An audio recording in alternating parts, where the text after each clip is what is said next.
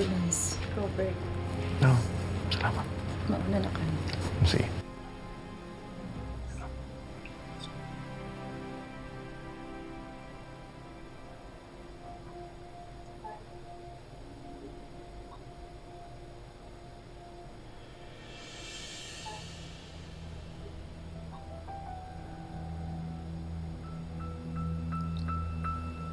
Ma'am Connie, nakikiramay po ako.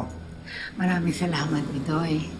Asan ba si Robert? Ando po sa loob kasama si Ma'am Lisa. Sinong Lisa? Ang dati pong caregiver ni Ma'am Minda. Mare, Mami, nakikiramay sa'yo. Hindi ko ma-imagine yung lungkot na nararamdaman niya ngayon.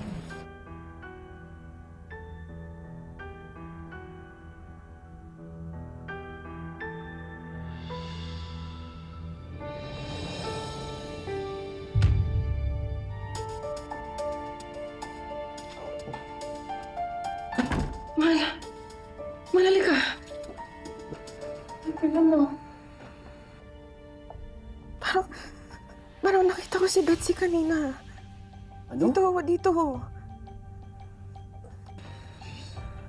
Asan?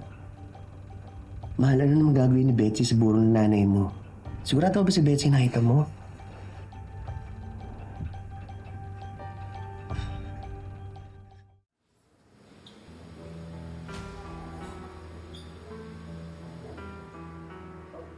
my condolences, Robert. Salamat, ate.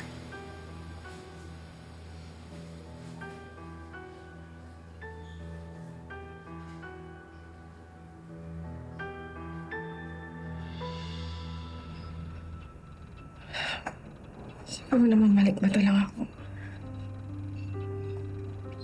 Maybe I'm just seeing things. Mahal, kalimutan mo na si Betsy, ha? Hindi yan makakatulong sa'yo. Hindi ko kasi matanggal sa isip ko na baka maghiganti siya, mahal eh. Nananahimik na si Betsy.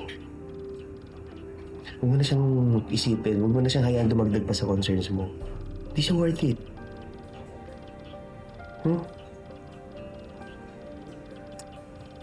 Ay, nako. Ikaw talaga, mahal ko.